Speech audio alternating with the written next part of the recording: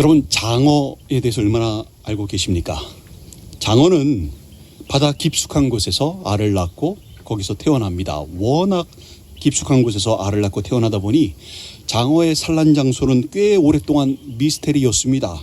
그 산란 현장이 심해이다 보니까 카메라에 담아내기 시작한 것도 얼마 안 되고요. 그리고 성공한 것도 몇 번 안 됩니다.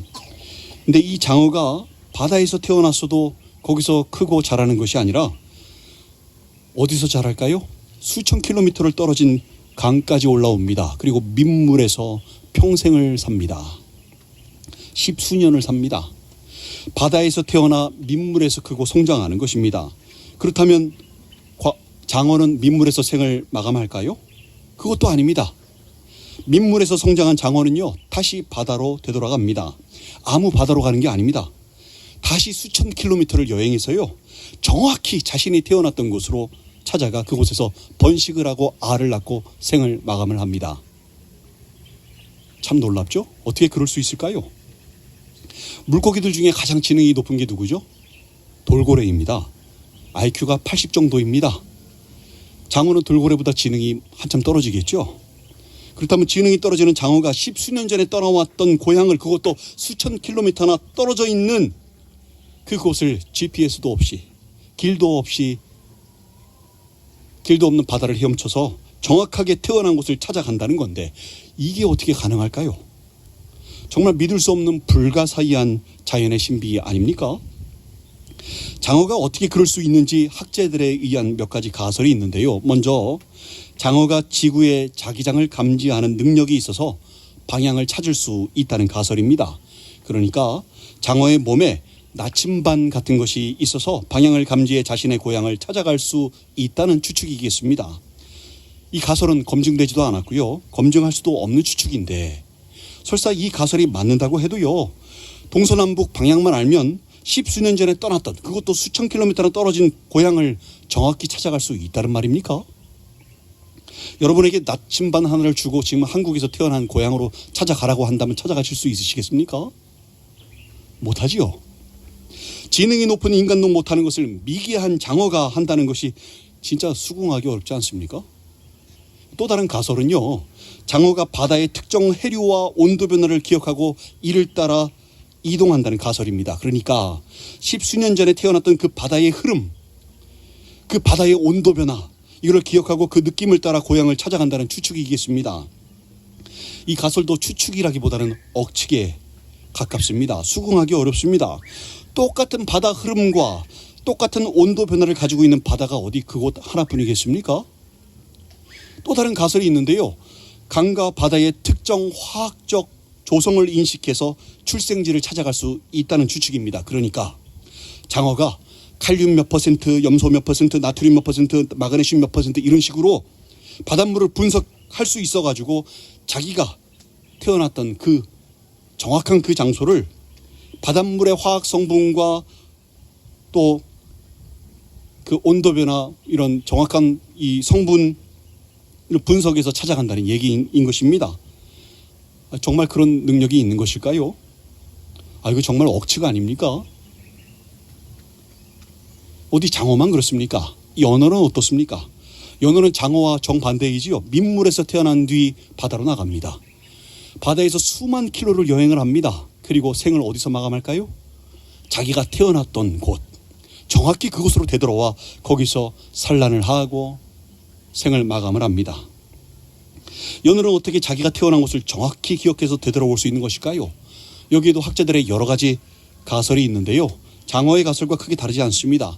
그러니까 연어의 머릿속에는 지구의 자기장 지도가 있어가지고 연어가 강의 냄새를 기억하고 있어서 그 냄새의 기억을 따라 자기장을 따라서 이동해서 돌아올 수 있다고 하는 건데요, 정말 그럴까요? 어디 그 냄새를 가지고 있는 강이 거기 하나뿐일까요? 만약 그 강이 오염되거나 녹조 현상 때문에 냄새가 달라지면 그 연어는 고향을 잃은 걸까요? 평생 산란도 못하고 바다에서 죽어야 하는 걸까요? 아니지요. 학자들의 가설을 참으로 수긍하기 어렵습니다. 철새는 어떨까요? 철새는 계절에 따라 서식지를 옮겨 다니는 새를 말하지요. 근데 철새는 어떻게 매 계절 갔던 곳을 찾아다닐 수 있을까요? 작년에 왔던 철새가 어떻게 올해 정확하게 그 장소를 똑같이 찾아올 수 있는 것일까요? 어떻게 수천 킬로미터를 이동하면서 정확히 다음 목적지를 찾아가고 매년 같은 때에 찾아오면서 그들은 어떻게 길도 잃지 않고 정확하게 찾아올 수 있는 것일까요? 여기에도 학자들의 가설이 있습니다. 학자들은 철새의 눈에 크립토크롬이라고 하는 단백질이 있어서 자기장을 볼 수 있답니다. 우와. 철새의 부리에는 자철광이 들어있어가지고 지구의 자기장을 부리가 느낄 수 있답니다. 그래서 그 자기장으로 찾아갈 수 있다는 겁니다. 여기서도 또 자기장 얘기가 나옵니다. 학자들에게 이 자기장은 가설은 포기할 수 없는 이론인 것 같습니다. 그런데 이들의 가설대로 자기장이 눈에 보이면 어떻게 될까요? 여러분 앞에 자기장이 눈에 보인다고 생각해 보십시오. 걸음을 걸을 수 있을까요? 새들은 날아갈 수 있을까요? 아니요. 금방 추락할 것입니다. 부리는 어떻습니까? 나침반이 계속 일정 방향을 가리키지요. 부리가 나침반이라면 부리는 계속 극방향을 향해서 주둥이를 틀 텐데, 그러면 주둥이를 트는 방향으로 새들은 날아가지 않습니까? 그럼 철새들이 북극으로 갑니까? 남극으로 갑니까? 아니지요. 이것도 역시 억지가 아닙니까? 또 다른 가설이 있는데요.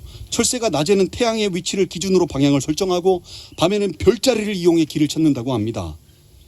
철새들이 별자리를 분석할 정도로 지능이 뛰어납니까? 그렇다면 우리가 괜히 새대가리라는 말 안 하겠죠. 만약에 그렇다면 구름이 많이 낀 날, 흐린 날 아예 길을 못 찾겠네요. 길 잃어버리겠네요. 어떻게든 과학적으로 이해를 하려고 하다 보니까 이런 억측들이 나오는 것 같은데, 아무리 생각해도 이 자연에는요, 과학적으로 해석할 수 없는 것들이 너무 많습니다. 그렇다고 우리가 과학을 무시할 수도 없지요. 무시해서도 안 되지요. 근데 아무리 해도 과학적으로 해석할 수도 없고 이해할 수도 없는 것들이 많아서 아무래도 이 자연의 신비와 과학을 서로 연결시키려면 반드시 뭔가 필요한 것 같습니다. 그 연결고리가 필요한 것 같습니다.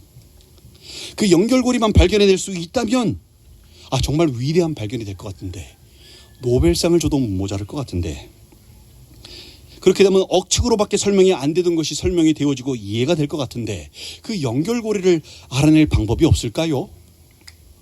있습니다. 사실 그 연결고리를 알고 있는 사람들이 바로 우리 신앙인들입니다. 다른 사람은 몰라도 우리 신앙인들은 그 연결고리가 무엇인지 알고 있다는 겁니다. 뭐냐 하면요, 바로 하나님의 창조하심과 돌보심입니다. 과학적으로 해석할 수도 없고 이해할 수도 없는 자연의 신비에 이 하나님의 창조하심과 돌보심을 넣어 보십시오. 그 안에 쏙 집어넣어 보십시오.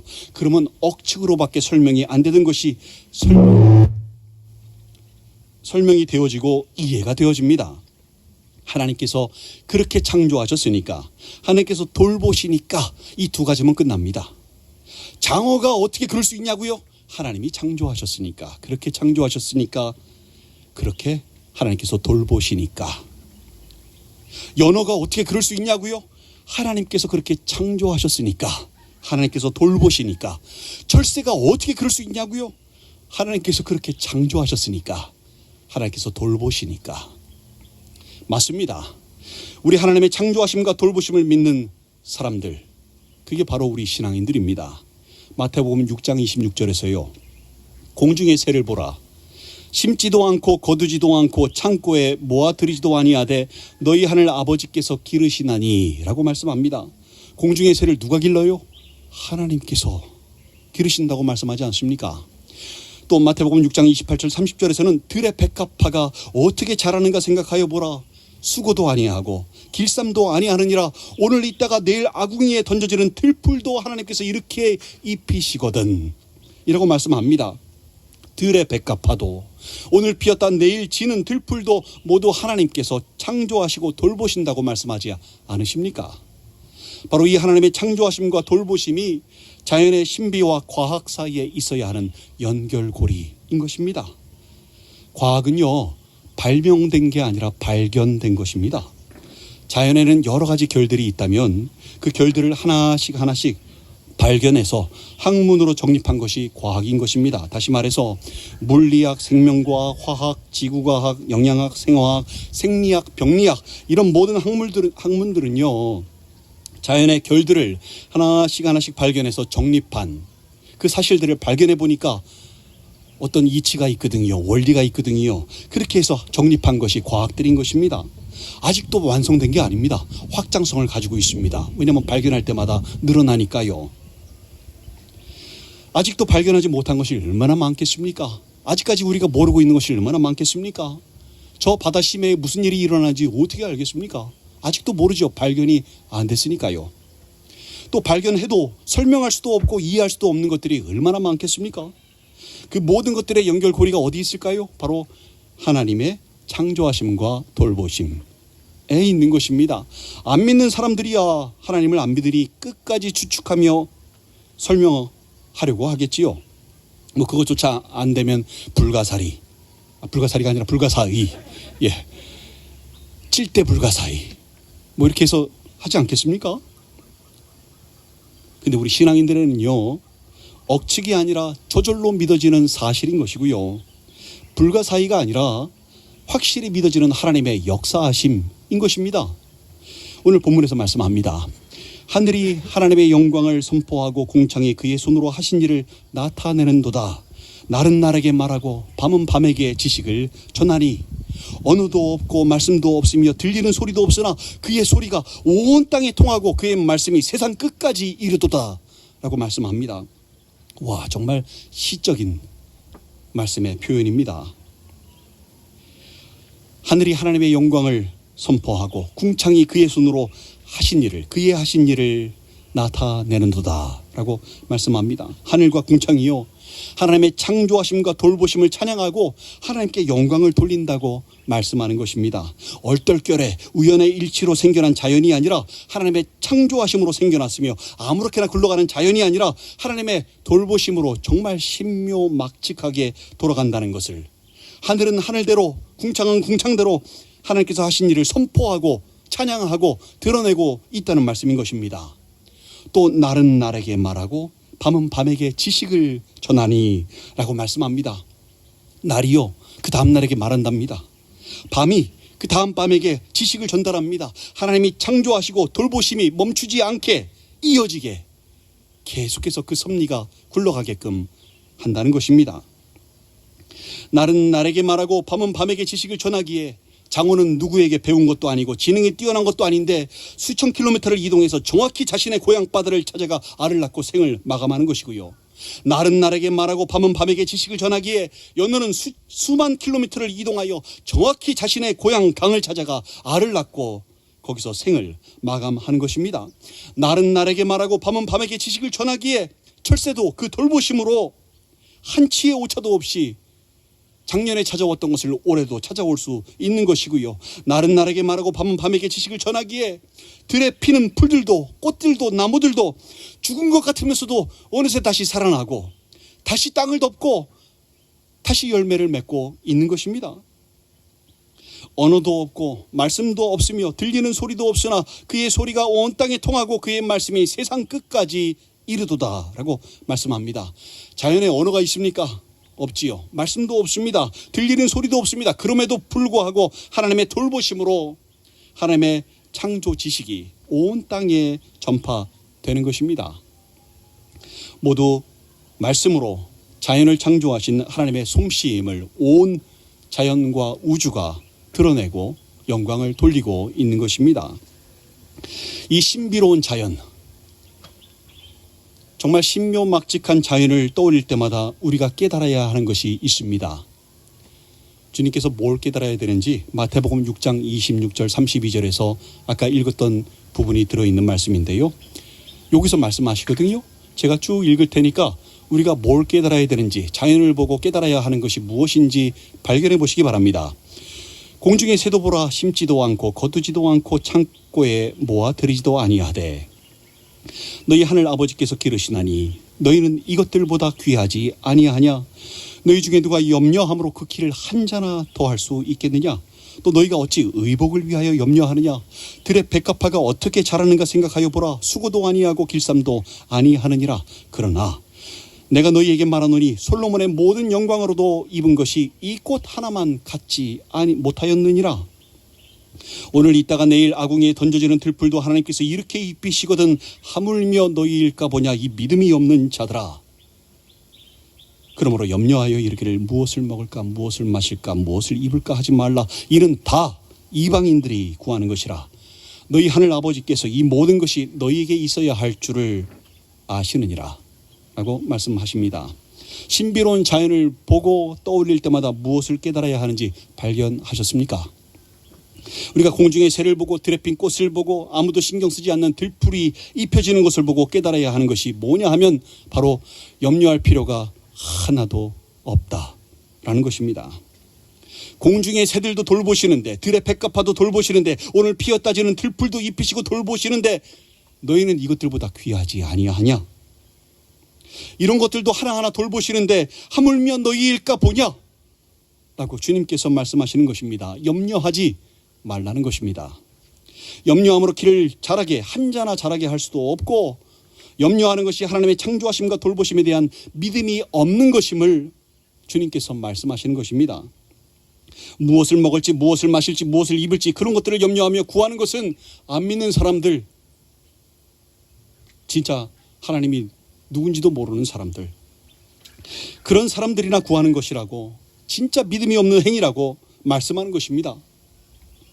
따라서 우리는 신비로운 자연을 보고 떠올릴 때마다, 장어와 연어가 떠오를 때마다, 철새와 들풀을 생각할 때마다 무엇을 생각해야 합니까? 신앙인으로서 염려할 필요가 하나도 없음을, 하나님께서 우리를 돌보신다는 것을 마음속에 깨닫고 확정해야 하는 것입니다. 확정해야 안 흔들리지요. 사실 우리는 말로는 염려하지 않는다고 항상 입으로는 그렇게 나 염려 안 해 이렇게 하지 않습니까? 근데 속으로는 염려가 많은 사람들입니다. 잘못되면 어떡하지? 아프면 어떡하지? 대학에 떨어지면 어떡하지? 진급에 떨어지면 어떡하지? 망하면 어떡하지? 돈이 안 들어오면 어떡하지? 이런 염려로 발생하지도 않는 내일에 대한 염려와 불안으로 살 때가 많지 않습니까? 염려거리가 없는데도 염려하는 사람들이 너무 많아요. 이제 그만 그 염려에서 벗어나야 합니다.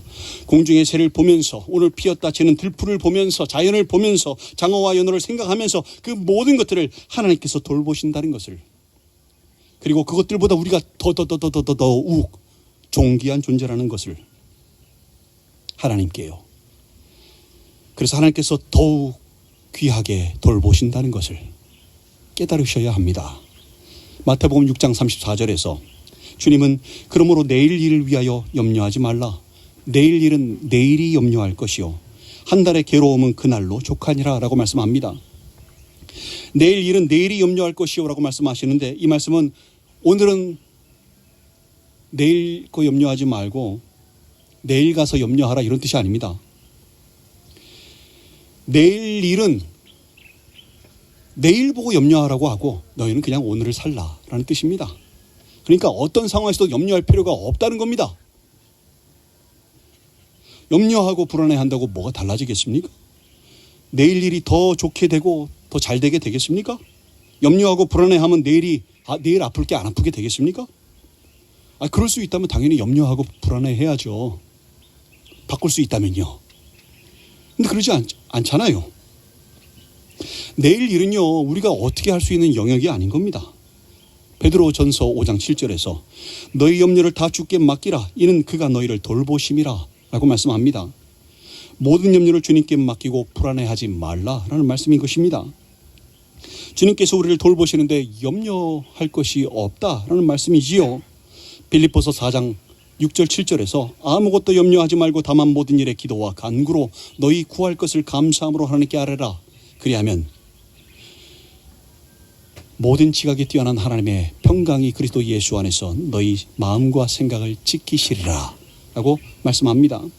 말씀대로 아무것도 염려하지 말고 불안해하지 마시고 부정적인 생각을 버리시고 모든 일에 기도와 간구로 여러분의 구할 것을 감사함으로 그저 하나님께 아뢰기만 하시면 됩니다. 그러면 모든 지각에 뛰어난, 세상에 이렇게 지각에 뛰어나신 분이 없습니다. 마음속으로 생각했는데도 그걸 감지해내십니다. 사람의 중심을 보시니까요.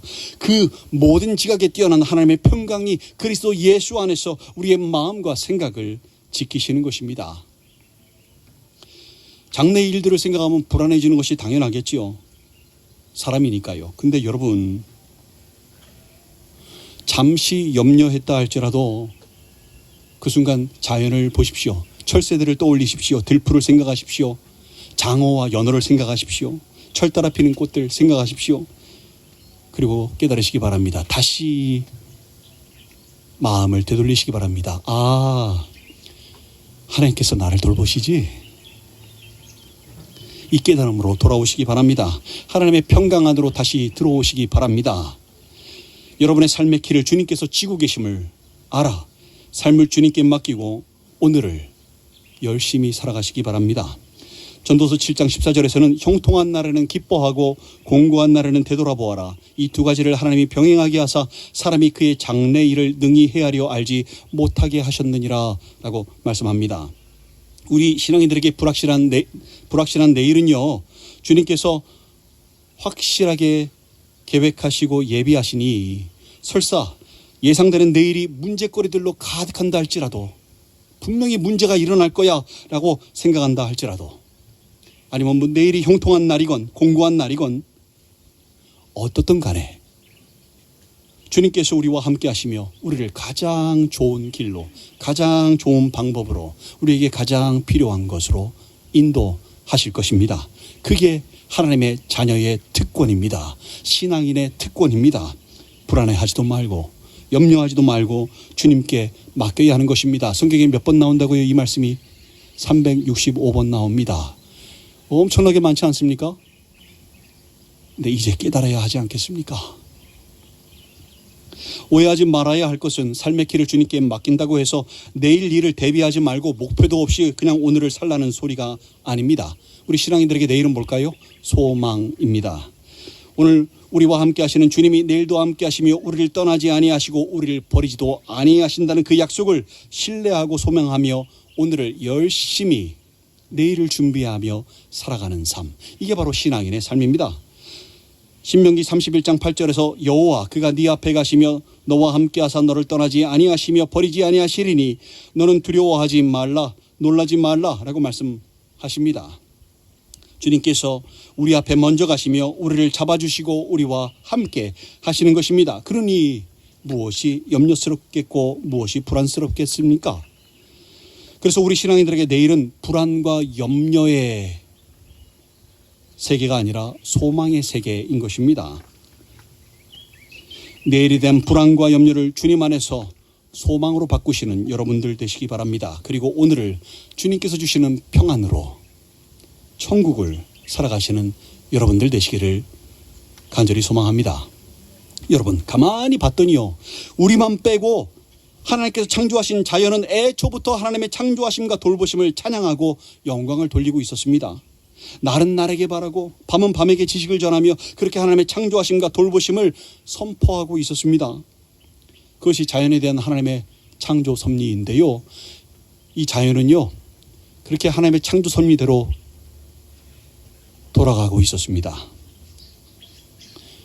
우리를 향한 하나님의 창조 섭리도 있습니다. 뭔지 아십니까? 이미 알고 계신 말씀, 전도서 3장 11절 말씀입니다. 하나님이 모든 것을 지으시되 때를 따라 아름답게 하셨고 또 사람들에게는 영원을 사모하는 마음을 주셨느니라 라고 말씀합니다. 하나님께서 모든 것을 지으시되 때를 따라 아름답게 하셨다고 말씀합니다. 그 창조 섭리대로 모든 자연은 이미 때를 따라 아름답게 움직이고 있습니다. 이제 우리만 하나님의 섭리대로 움직이면 되는 것입니다. 사람에게는 뭘 주셨다고요? 영원을 사모하는 마음. 영원이 뭐라 그랬죠? 영원이라는 개념은 변하지 않는 거죠. 영원 전부터 영원 끝까지 변하지 않는 거 있습니까? 딱 한 분 계십니다. 하나님이십니다. 알파와 오메가이시고 처음과 마지막이시고 시작과 마침 되시는, 이거 하나님이 스스로 소개하시는, 난 누구의 하나님 말고요, 스스로 자신의 특성을 소개하실 때 이거밖에 설명할 게 없습니다. 나는 스스로 존재하는 자라. I am who I am. 알파와 오메가요, 처음과 마침이요, 그리고 시작과 마침이요, 처음과 마지막이라 라고 말씀하지 않으십니까? 따라서 영원이라는 개념을 적용할 수 있는 분은 우리 하나님 한 분이십니다. 따라서 우리가 하나님의 창조 섭리대로 가장 잘 사는 방법이 뭘까요? 그 영원 대신 하나님을 사모하며 사는 것.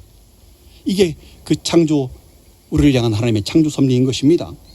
그 창조 섭리대로 살라고요. 성경을 통해서 우리에게 계명을 주셨어요. 애초부터 너희 하나님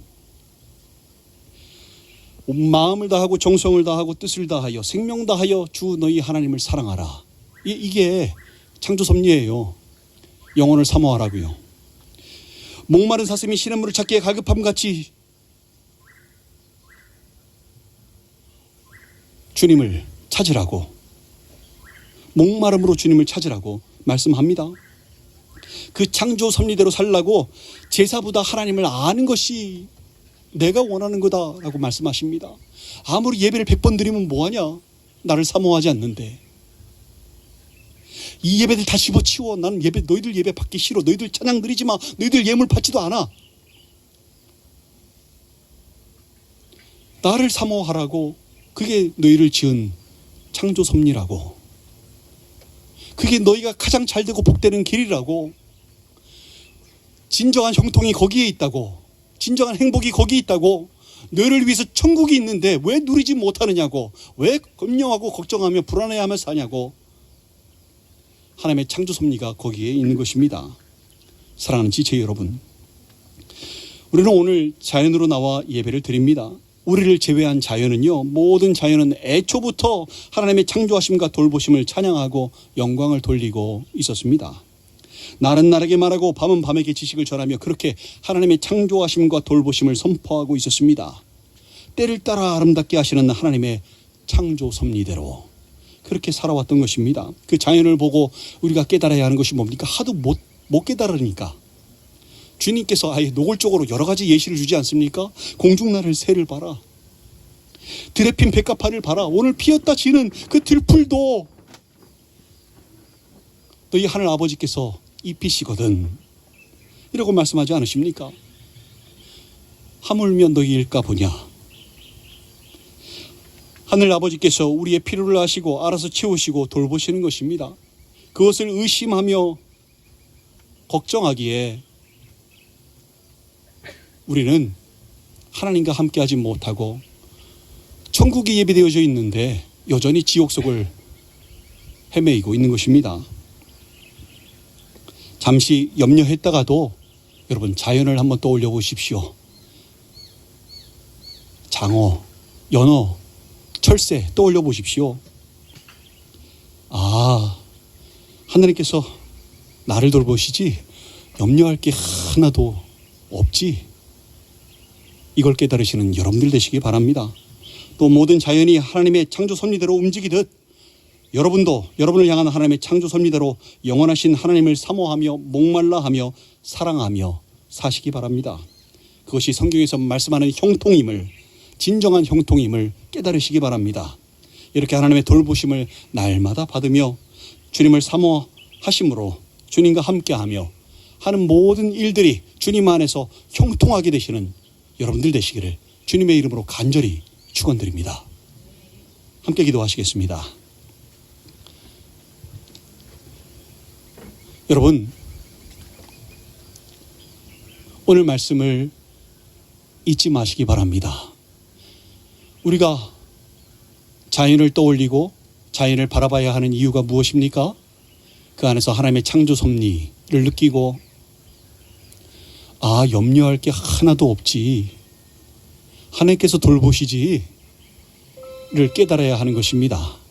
그리고 나를 향한 하나님의 창조 섭리, 아, 내가 하나님을 사모하는 것, 뜻을 다하고 마음을 다하고 정성을 다해서 하나님을 목말라하고 사모하고 사랑하는 것,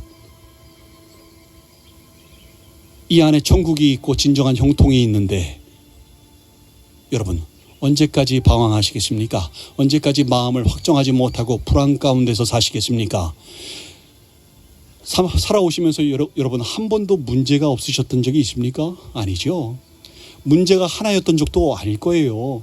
사실 많은 문제가 있는데 그중에 제일 큰 문제를 묵상했던 것 뿐이지요. 앞으로도 문제 없는 날이 있을까요? 늘 있어요, 늘.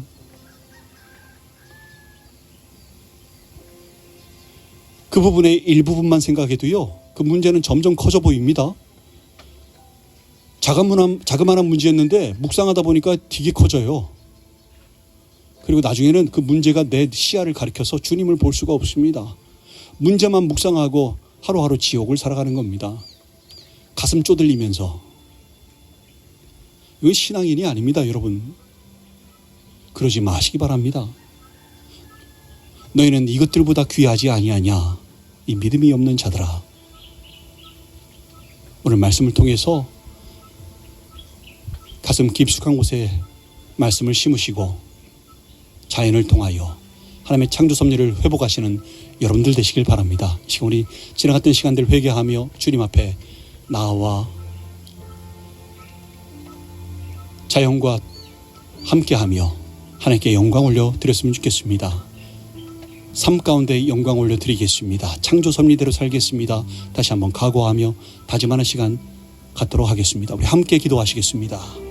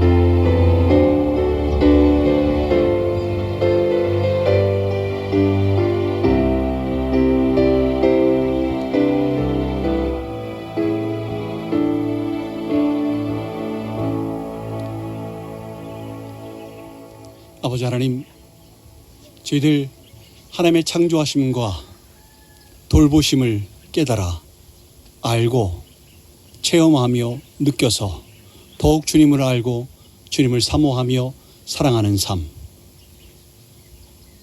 죽어서만 가는 천국이 아니라 이 땅에서 그 천국을, 예비되어져 있는 놀라운 은혜와 사랑의 천국을 누리며 살아갈 수 있도록 붙잡아 주시옵소서. 여기 있는 우리 지체들, 그리고 온라인으로 예배드리고 있는 지체들 가운데 함께 하셔서 이젠 근심, 걱정, 염려로부터 벗어나며 내일에 대한 소망을 가지고 어떻게 인도하실지, 어떻게 붙드실지를 소망하며 살아가는 진정한 신앙인들의 삶 되게 하여 주시옵소서. 이 모든 말씀 우리 구주 예수 그리스도 이름으로 축복하며 기도 올리옵나이다. 아멘.